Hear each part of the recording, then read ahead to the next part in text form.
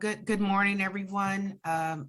As was mentioned, my name is Chanita Hughes Halbert. I'm from the University of Southern California at the Norris Comprehensive Cancer Center and also in the Department of Population and Public Health Sciences. What I wanted to do today is amplify several of the key points that have already been made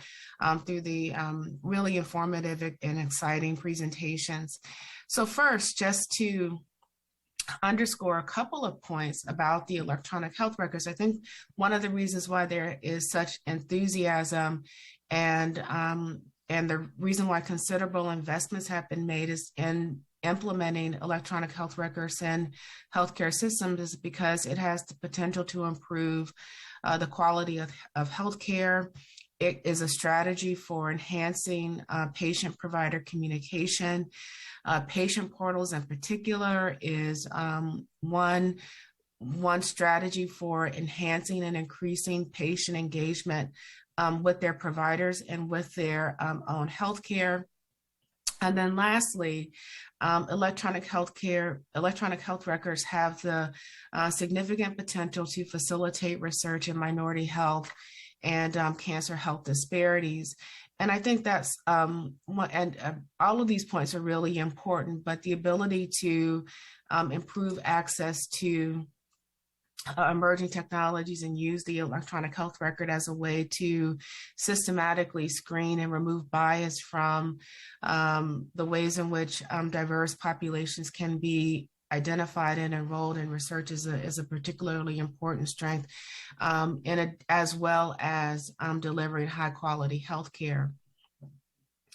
But we know even with the strong potential and the investments that have been made to implement electronic health records, that there are disparities in access to the basic technology that is needed to access that information. So if we think about the resources that are needed for patients to access patient portals, for instance, you need to have a computer, need to be able to connect to some sort of internet system,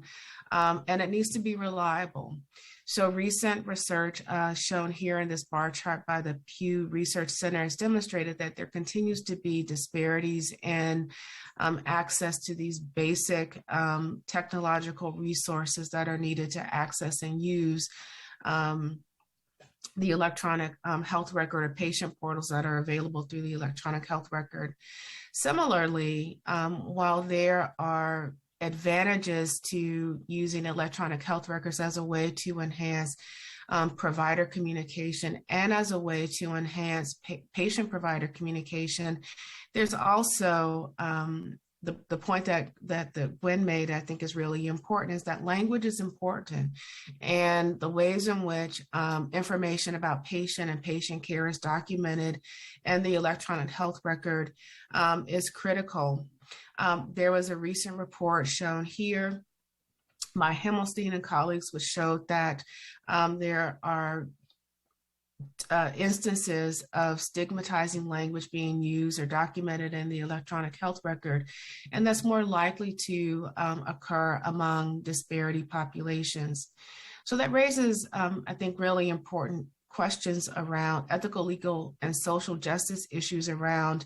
electronic health records,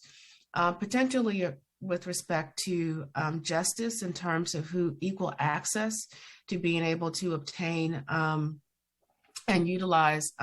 the resources that are available in the electronic health record. There are also concerns around privacy and confidentiality and the potential for instances of stigmatizing language, for instance, to actually have adverse effects on patient care and the quality of care that's delivered.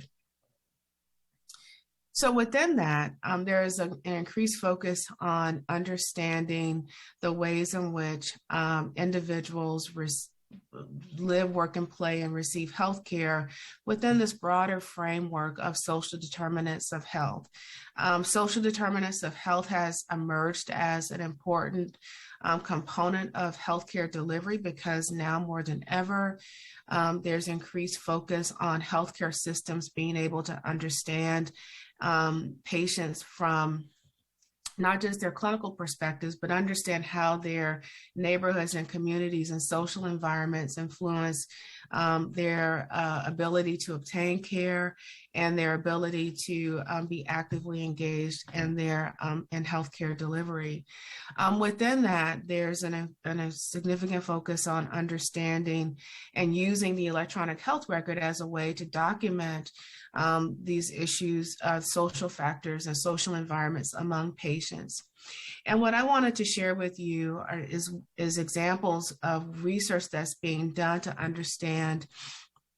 and develop tools to understand that can be used and applied to understand the extent to which social determinants of health are being documented in the electronic health record, illustrate some of the ways in which these variables are being documented and the language being used, and sort of and the ways in which they're being documented potentially raise concerns around ethical, legal, and social issues. And then lastly, to illustrate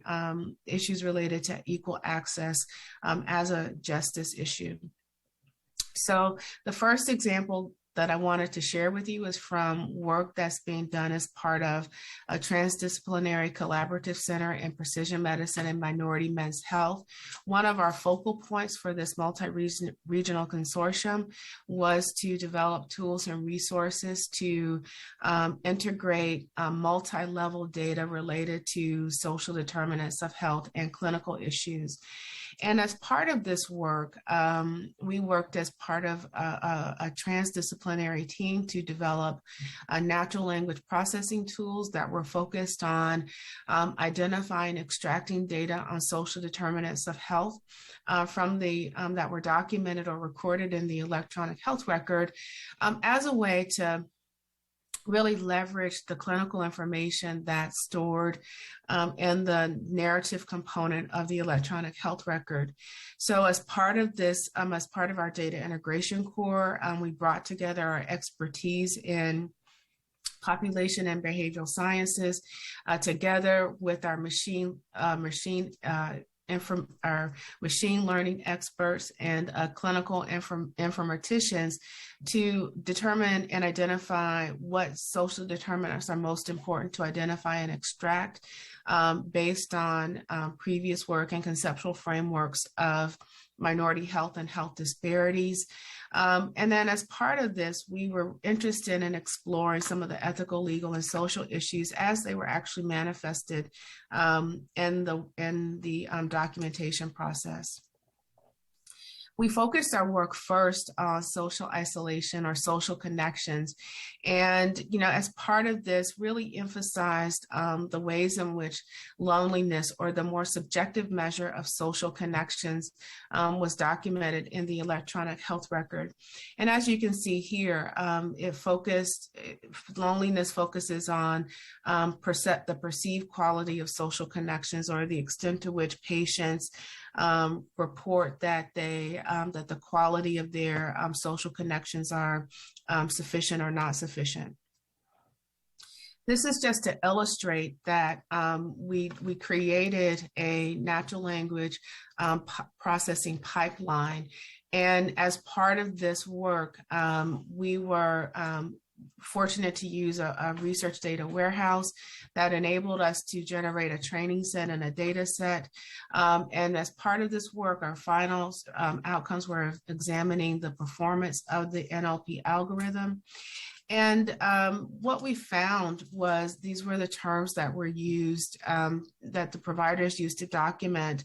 and describe patients with respect to their social isolation or loneliness. And what I want to draw your attention to are the texts shown in the highlighted sections on the screen. And if you think about how a patient might respond to seeing sort of how providers are describing their social environment or their social connections. Some individuals may be offended or find this information stigmatizing, but I want to just share with you that these are sort of snippets, and these are actual things that patients and the words that patients would be seeing from their providers. The last example that I wanted to share with you is sort of the ways in which there continues to be disparities in activation of patient portal within the social, overarching social environment in which, in this case, prostate cancer patients who were enrolled in a retrospective cohort. And one of the things that I think is interesting is that although there were relatively high rates of patient portal activation, that there were disparities with African Americans being less likely to activate their patient portal, but more so than racial disparities, there were differences based on the level of social deprivation in which patients lived. So it's not enough to say that to make the resource available, that there has to be a larger social environment in which patients can access this information. And then finally, just to bring the comments to a close, I think that we really have to continue our work to